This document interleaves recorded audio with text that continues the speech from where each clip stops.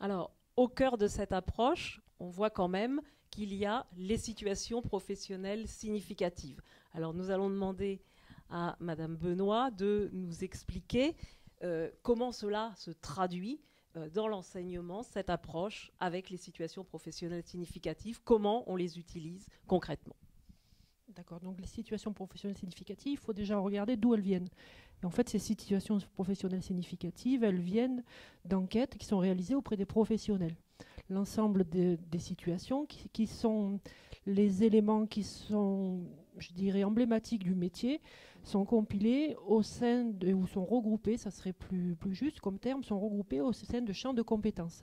Donc un référentiel professionnel est écrit sous la forme de photographie, je dirais, du métier actuel et de prospective sur le métier actuel avec l'identification de ces fameuses situations professionnelles significatives, donc regroupées dans ces champs.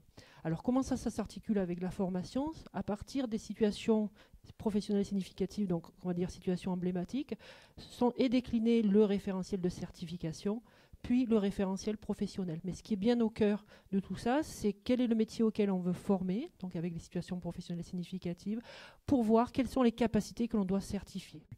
En ce qui concerne les matières d'enseignement général, la façon dont sont libellées les capacités visées par les enseignements et consignées dans le référentiel de certification, elle s'exprime souvent avec des verbes d'action comme expliquer, justifier, etc. etc.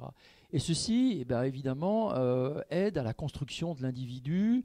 Et alors, lorsque on certifie des capacités générales, que ce soit en mathématiques, en histoire-géographie, en sciences physiques, voire en TIM, où on a, face à un problème donné, à expliquer, à justifier les choses, ceci contribue aux attentes, en particulier de l'industrie, même si on n'est pas sur de l'enseignement dit professionnel. Avant d'aller dans le détail des outils, dans le détail des apprentissages, bien penser au choix de l'outil, ces choses-là. Et ça, pour moi, c'est caractéristique de cette approche capacitaire, où on a des connaissances sur les outils, sur les techniques, etc. Et on prend un niveau, une hauteur supplémentaire pour se dire quel outil je vais utiliser, comment je vais m'y prendre, quelle va être ma stratégie, etc. Voir comment je vais pouvoir me former pour utiliser tel outil. Donc ne sommes-nous pas là sur le sens et l'usage des savoirs dans cette approche capacitaire? Mais on est dans un contexte, c'est-à-dire utiliser les connaissances dans un contexte.